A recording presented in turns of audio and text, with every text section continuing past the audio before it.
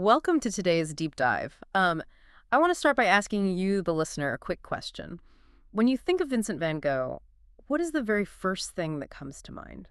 I mean, for most of us, it's going to be the classics. Right. The swirling skies of Starry Night, the sunflowers. Exactly. Or maybe the infamous story, the really gruesome one about him cutting off his own ear. Yeah, that incident essentially cemented his legacy as this quintessential tortured genius.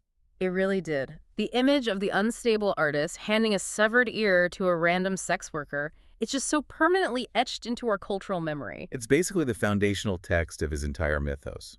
But, and this is why we're here today, what if that foundational text is actually wrong? What if we're looking at a 130-year-old crime scene cover-up? It is a massive claim, but the historical research we're going to look at today backs it up. Yeah, we have a really fascinating stack of research to go through, including a 10-year German investigation, plus a totally separate 7-year archival dig. And they completely deconstruct the events of December 23rd, 1888. Our mission today is really to separate fact from over a century of fiction. Right. We're going to examine physical and archival evidence that suggests this accepted story of Van Gogh's madness might actually be one of the most successful smear campaigns in history. Okay, let's unpack this. To really dismantle a myth of this magnitude, we have to start by examining the environment, the actual pressure cooker where all of this took place. Set the scene for us. We are in Arles, France. It's 1888. Right. Vincent van Gogh is 35 years old, Mm-hmm. and he's renting a space he affectionately calls the Yellow House. Which is iconic in its own right. Exactly. But he isn't just looking for a painting studio. Mm-hmm. He harbors this desperate, almost utopian vision of establishing an artist's colony. A sanctuary, essentially. Yes, a place where brilliant minds could live together, challenge each other, and create an entirely new movement in art. And his entire vision hinges on one specific individual joining him. Paul Gauguin. Paul Gauguin. Which, the contrast between the two of them is just so striking when you look at their social profiles. I mean, Gauguin is worldly. Very much so. He's extremely confident. He has this natural charm. He is basically everything Van Gogh is not. Which perfectly explains the sheer desperation on Van Gogh's part to get him there. He practically begs him, doesn't he? He absolutely begs Gauguin to travel to Arles. He even goes so far as to have his brother, Theo, foot the bill for Gauguin's travel expenses. Wow. So Theo is subsidizing this whole experiment. He is. And that financial and emotional investment, it creates an incredibly unbalanced power dynamic before Gauguin even steps off the train. I can imagine. I mean, Gauguin is essentially a subsidized guest. That has to put immense pressure on their relationship once he actually arrives. He arrives on October 23rd, 1888, and it creates an immediate incubator for tension. But they did have a productive period at first, right? They did. For the first 2 months, they experience a highly creative period. They are painting side by side, engaging in these passionate, relentless debates about the future of art. But the friction is constant. Very constant. Van Gogh himself described their arguments in his letters, and the phrasing he used is incredibly revealing. What did he say? He said debating with Gauguin left them both feeling like a, quote, battery after its rundown. Oof, a rundown battery. That specific analogy just paints such a vivid picture of absolute depletion. It does. They aren't just exchanging ideas, they are psychologically draining each other. But yet, in the midst of this volatile exhaustion, Van Gogh is producing monumental work. The sunflowers? Yes. He paints the famous Sunflower series during this exact window, and he paints them specifically to decorate Gauguin's room. If we connect this to the bigger picture, you see the profound psychological stakes for Van Gogh here. Exactly.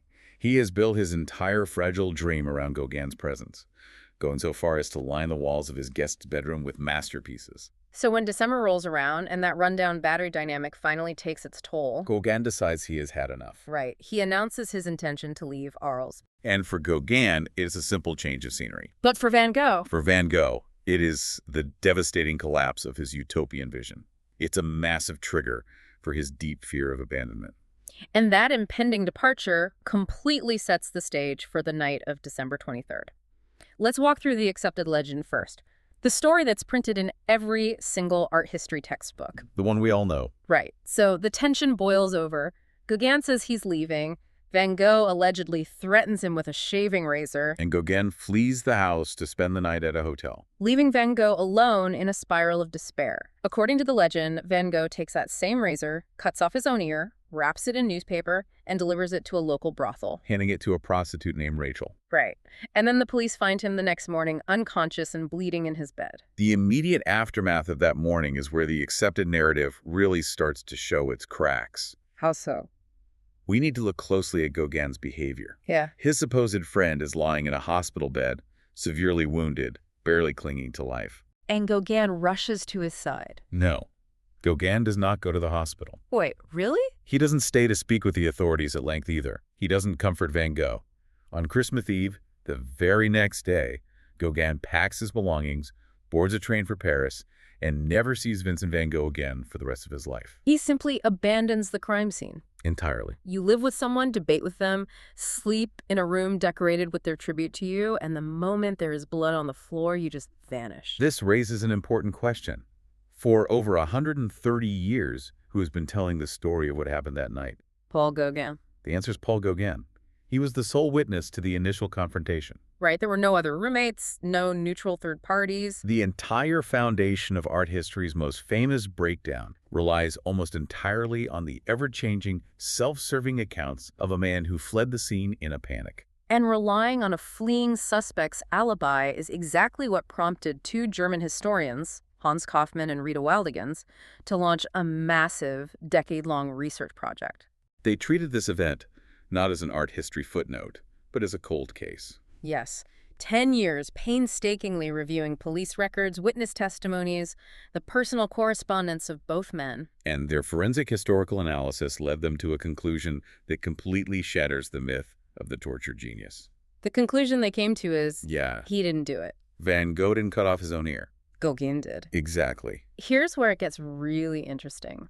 Kaufmann and Wildegans proposed that the violent confrontation did not take place inside the Yellow House with a razor, The evidence suggests it happened outside. in the dark streets of Arles, near the brothel. And it involved a completely different weapon. Break that down for us. What weapon? To understand their theory, we have to look at Gauguin's background. Beyond being a painter, Gauguin was an experienced fencer. A fencer. Yes, he actually brought his fencing equipment with him to Arles. The researchers argue that during the heated argument in the street, Gauguin drew his sword. Oh, wow. In the ensuing chaos, whether it was a deliberate malicious strike or just a wild accident in the dark can, sliced off Van Gogh's ear. And the physical nature of the wound strongly supports this alternate weapon, doesn't it? Very much so. Think about a straight shaving razor. It requires a sawing motion to cut through thick cartilage. Right. It's a clumsy, difficult tool for an amputation, especially if it's wielded by someone supposedly in the throes of a manic, erratic episode. But the cut to Van Gogh's head was remarkably clean and precise. It was a swift, severing blow. Which makes sense for a sword. That wound profile is highly consistent with this sharp fencing sword wielded by an expert. It's entirely inconsistent with a man hacking at his own head in front of a mirror. And his behavior after the strike is equally telling. Gauguin fled the street in such extreme haste that he actually left his fencing mask and gloves behind at the scene. But this always brings up the obvious counterargument. Right. Why would Van Gogh take the blame for such a horrific injury? I mean, if someone slices off your ear in an alleyway, you tell the police. You tell your brother. You don't take the fall for a brutal assault. Kaufmann and Wildegans explain this through what they call a pact of silence. A pact of silence. Yes. Despite the escalating arguments and the ultimate violence, Van Gogh possessed a deep, almost desperate love for Gauguin, as a friend and as an artist. So he was protecting him. By refusing to name Gauguin as the attacker, Van Gogh was protecting him from a lengthy sentence in a 19th century French prison. That is heartbreaking. He chooses to protect a man who mutilated him, hoping that by taking the blame, he might salvage some fragment of their bond. Meanwhile, Gauguin gets to write the history books. Because he has every motivation to craft a narrative that clears him of all criminal charges. Precisely.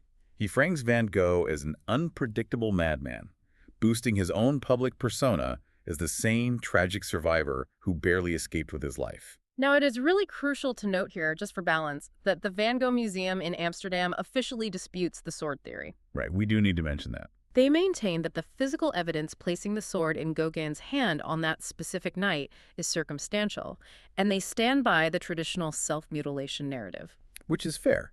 Historical consensus requires an incredibly high burden of proof. Definitely. But even if we set aside the sword theory entirely, the traditional legend is collapsing from multiple other angles. Let's look at the 7-year research project conducted by Bernadette Murphy. Yes, she completely bypassed the theories and went straight to the raw municipal data of Arles. She was searching for the prostitute named Rachel. Because that part of the story, handing the ear to a random sex worker, has always been used to highlight the chaotic, senseless nature of Van Gogh's madness. But Murphy spent 7 grueling years combing through uncatalogued police files, hospital intake forms, local census records from 1888. And her groundbreaking discovery: There was no prostitute named Rachel in Arles. the woman did not exist. The ear was actually given to an 18-year-old girl named Gabrielle Baratier. Who went by Gabby. Yes, Gabby. And her occupation completely changes the psychological profile of the event. Because Gabby was not a sex worker. She was a cleaner. And she worked at a local cafe that Vincent van Gogh frequented regularly. He knew her. He knew her well. That detail alone transforms the entire incident. We are no longer talking about a raving lunatic accosting a phantom stranger in a brothel. Exactly. He sought out a specific, familiar young woman who swept the floors of the cafe where he drank. It shifts the act from random, disconnected madness to a deeply personal, vulnerable interaction with someone from his daily life. It restores a tragic humanity to an event that history has just treated as a freak show for so long. But Murphy's archival deep dive yielded another massive correction to the historical record, didn't it? It did.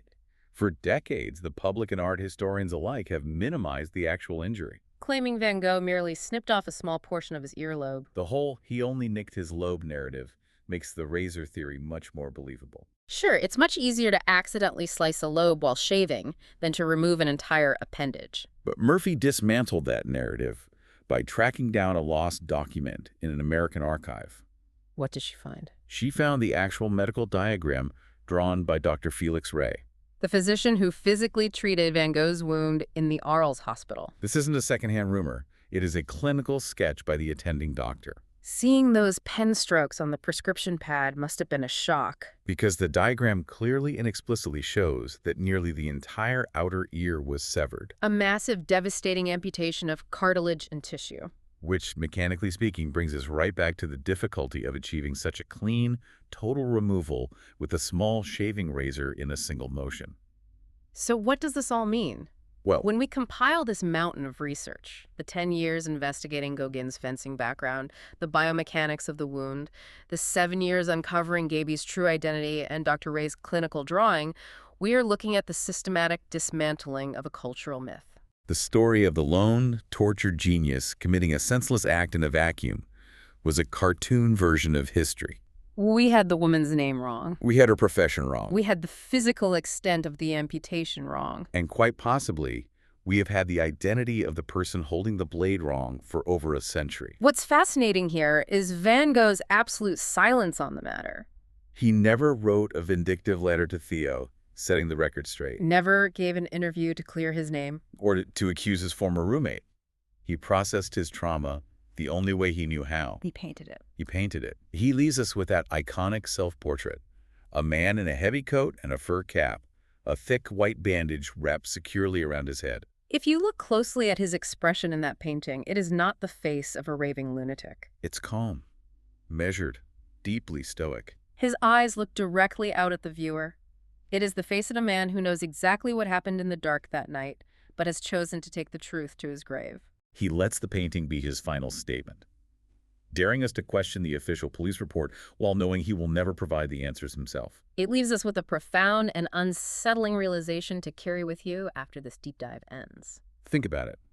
If Paul Gauguin's self-serving alibi, a story constructed to cover his own tracks and explain away a gruesome assault, was accepted as undisputed foundational fact by historians for over a century, How much of history is shaped exactly the same way? think about how Gauguin's narrative permanently branded Van Gogh as a madman, destroying his reputation while simultaneously boosting Gauguin's own mythos as the sane survivor. It forces us to ask, how much of our history is shaped not by the brilliant figures who actually live it, but by the surviving rivals who outlive them? The ones who get to talk to the police, write the memoirs, control the narrative. Consider what other widely accepted historical truths might just be one person's highly successful century-long cover-up.